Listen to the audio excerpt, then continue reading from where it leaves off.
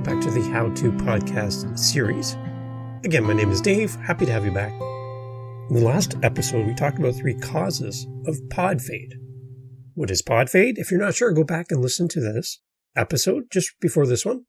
And today we're going to talk about 5 tips to avoid the causes of Podfade here on the How To Podcast series.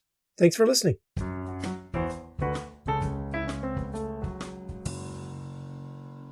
So 5 tips to avoid Podfade. Now, as a podcaster, life is busy. You have a business, you have a career, you have a family, you have responsibilities, you sleep occasionally, and you are squeezing into that mix a podcast. So 5 tips to help you to keep your podcast alive and growing and in the ears of your listener. Some things to help you out. So number 1, proper scheduling. Have a clear idea of the time required to create good quality and engaging podcast episodes on a regular basis. The key is to generate consistent, good quality episodes and stick to the schedule. So what I like to suggest too is when you think about creating your trailer episode. So this is the episode we would call it as a bumper, as a welcome to the podcast episode. And we usually call it episode 0. And it, in most podcast sites and servers, will show up as a trailer episode. Not a full episode, just a hi, welcome to the episode type thing. This is a great place to put your podcast release schedule so that your new listeners who find you will have an idea of how often your podcast episode will be coming into their platform. And it helps to build consistency, and the expectation level is set. So be very clear. Are you looking at once a week, once a day, once a month, once every 2 weeks? What is your schedule? Figure it out and stick to it.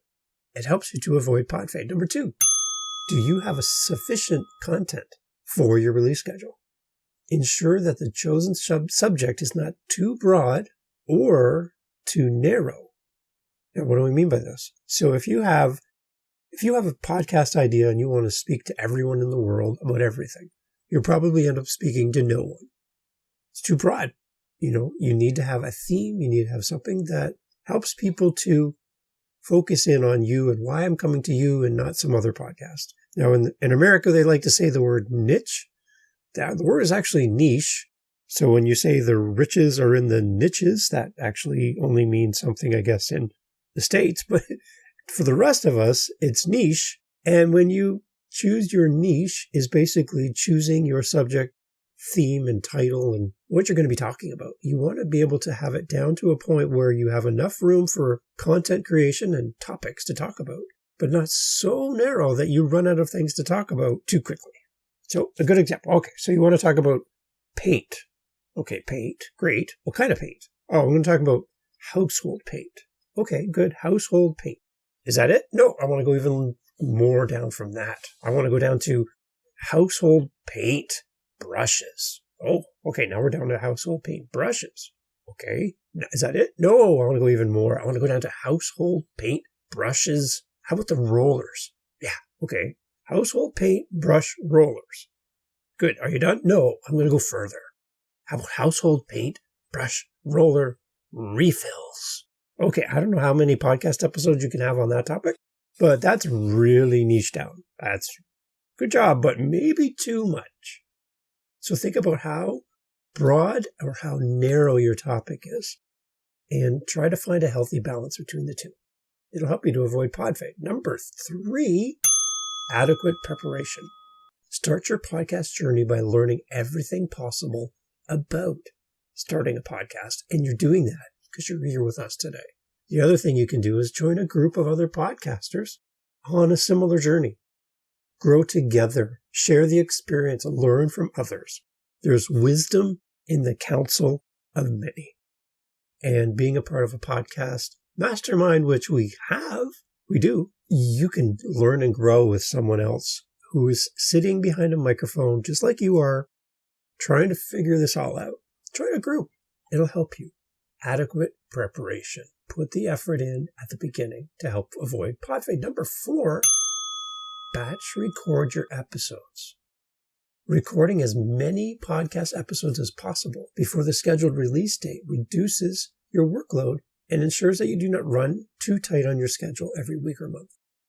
The downside of this, if you schedule out and record 10 episodes, if something happens in the world and you want to address it, you might be caught with 10 episodes that need to go through the system before you can record something timely.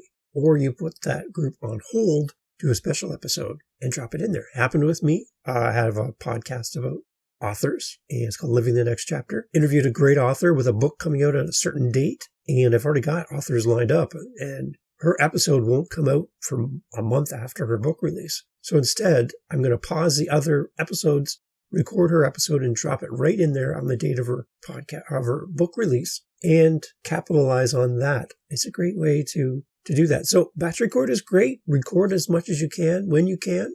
I love the idea, but just be flexible if something happens in the world and you want to address it, especially if it relates to your niche down topic, that you can insert that into your group of pre-recorded podcasts. So that'll help you reduce Podfade, number 4. Number 5, and the last one in our group here today, before I let you go, is strategize the show planning. Publishing the podcast in seasons is one tool that you can use, and it gives creators sufficient time to plan, create, and schedule the episodes. I'm actually going to do a whole episode just on the benefits and the drawbacks of using seasons as an option for your podcast recordings. That's coming up soon here on the How to Podcast series. Also, a podcast can include timestamps. Now, a timestamp in some of our podcast hosting sites will allow you to add chapters or timestamps, which allow listeners to jump ahead to segments of your podcast that might mean something to them. So think of a Joe Rogan podcast. What's that? 1-2 hours plus. And there might be a portion of that podcast that you want to listen to without listening to the entire thing. And a timestamp helps you to jump around into the podcast, find what you're looking for, and move on with your day. The other thing is adding transcripts. Recording your podcast into a document so that you capture the actual words spoken in the podcast, and then loading those into your podcast recording will help you as far as search engine optimization. So that's how the internet will find you and find your topic and find you as the expert. SEO, they call it. By putting your podcast and translating it from audio into word, it actually helps you to be found, which is probably one of the hardest things as a podcaster, is to be found. So 5 things to help you in your podcast journey. 5 tips to avoid pod fade. Proper scheduling. Do you have enough content? Is it too broad or is it too narrow? Adequate preparation. Batch recording whenever you can, but be flexible, and strategize the show planning. Great tips for you guys. Again, if some of this is like, whoa, you're going too fast, you might be the perfect person to be a part of our podcast mastermind, because we can get into more detail outside of a podcast recording, go deeper, build relationship, and help you on your journey. Reach out to us and let's talk about how we can help you in your podcast and build a team around you to give you the support so you're not in this alone, because it can be lonely as a podcaster. Thanks guys for listening, and we have more coming up for you on the How to Podcast series. You're in the right place. Make sure you hit that bell so that you know of the next podcast episode that comes out. And let's work on this together. Thank you guys so much. Talk to you in the next one. Cheers.